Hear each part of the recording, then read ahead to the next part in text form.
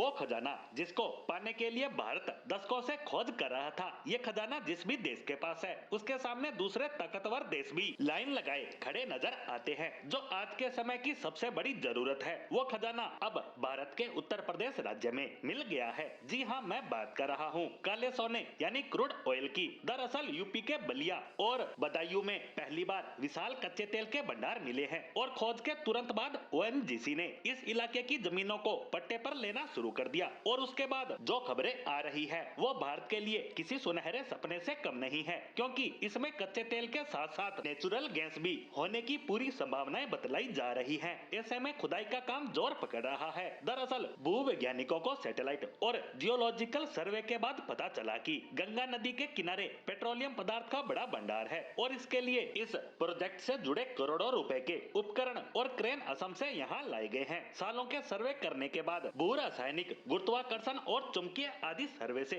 यहाँ तेल और प्राकृतिक गैस होने का पता चला है। ओएनजीसी की टीमों ने यहाँ 4 साल पहले सर्वे किया था और अब प्रदेश की सरकार से पेट्रोलियम एक्सप्लोरेशन लाइसेंस मिलते ही बलिया में करीब 8 एकड़ जमीन को 3 साल के लिए लीज पर ले लिया गया है, जहाँ आगे की रिसर्च के लिए खुदाई की जाएगी। जहाँ करीब 3001 मीटर यानी 3 किलोमीटर गहरी खुदाई होने की संभावना है, जिसके लिए इंजीनियरों की टीम के अलावा 50 के करीब मजदूरों की टीम लगातार इस काम में लग गई है। इस गहरी खुदाई के लिए कई तरह की हाईटेक टेक्नोलॉजी का इस्तेमाल होने वाला है और ओएनजीसी ने इस प्रोजेक्ट के लिए 85,000 करोड़ का भारी भरकम निवेश किया है। तेल और गैस की सुरक्षा के लिए पूरे क्षेत्र को कांटेदार तारों से घेर लिया गया है और 24 घंटे सुरक्षा के लिए सुरक्षा कर्मियों की तैनाती भी की गई है। लेकिन सवाल अब भी बना हुआ है कि इससे भारत की अर्थव्यवस्था और उसकी तेल जरूरतों पर क्या असर होगा। तो भारत अपनी जरूरत का लगभग 85% तेल दूसरे देशों से आयात करता आ रहा है और इसके लिए उसे